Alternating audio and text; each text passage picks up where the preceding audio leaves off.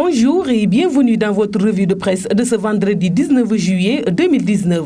Les quotidiens parvenus ce vendredi au groupe Médias du Sud sont à leur manière mobilisés derrière les Lions en perspective de la finale de la Coupe d'Afrique des Nations CAN 2019 contre l'Algérie, à l'issue de laquelle le Sénégal pourrait pour la première fois dans son histoire soulever le trophée continental. Sud Quotidien note principalement ce point et affiche une victoire pour l'histoire. 17 ans après la finale de la Coupe d'Afrique des Nations, perdue en 2002 à Bamako, au Mali, Aliou Cissé va jouer sa deuxième finale, mais cette fois en tant que sélectionneur avec un objectif très clair, mettre enfin une étoile sur le maillot de l'équipe nationale du Sénégal, écrit le journal. Il n'y a pas besoin de discours guerrier, la philosophie du coach sénégalais étant débordée, les matchs les uns après les autres est montré par ricochet que le match de poule contre l'Algérie était un faux pas, ajoute Sud Quotidien. Le Soleil également souligne à travers sa manchette entrée dans l'histoire la dimension historique d'une éventuelle victoire finale du Sénégal.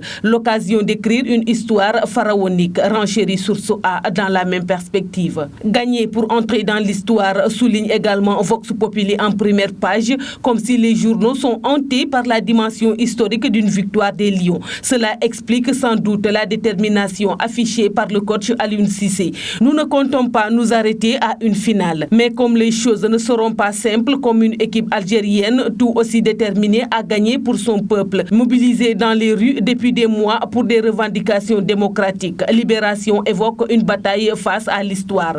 La bataille du Nil, précisément en référence à l'Égypte abritant la CAN 2019. Une finale pas comme les autres, avec une opposition entre Sadio Mané et Riyad Mahrez, deux attaquants majeurs de la première ligue anglaise qui pourraient avoir l'occasion de marquer des points dans la course au ballon d'or africain. Au bord du Nil, la crue des eaux provoquée par l'enjeu et l'envie des deux équipes risquera d'emporter le gazon du stade du Caire et la montée vers le sommet des pyramides. Un combat de titans, un combat de gladiateurs pour la couronne, écrit Libération. Aux armes, on nous tue, mais on ne nous gagne pas. Le mot d'ordre du quotidien critique s'inspire de la devise de l'armée sénégalaise. On nous tue, mais on ne nous déshonore pas. Rien ne semble arrêter les Lions dans la quête d'une première étoile africaine. Ce soir, c'est une autre page de l'histoire que les poulains de Aliou Cissé veulent ouvrir, écrit le même journal. Selon le Témoin quotidien, jamais le Sénégal n'a été si près d'un trophée continental, d'où la manchette de ce journal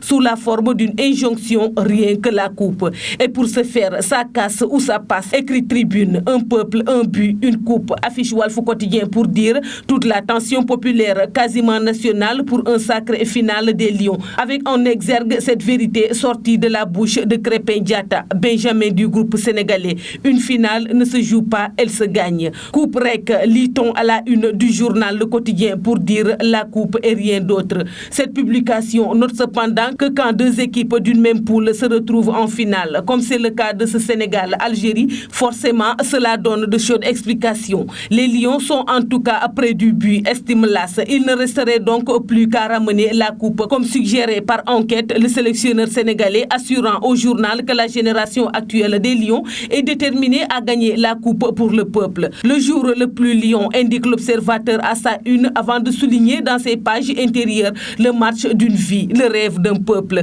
Le journal relève que les Lions sont portés par tout un pays qui rêve d'un premier sacre continental en CAN. C'est tout pour la revue de presse parvenue à la rédaction du groupe Médias du Sud. Merci de nous avoir écoutés. Quant à moi, je vous donne rendez-vous demain. Au revoir.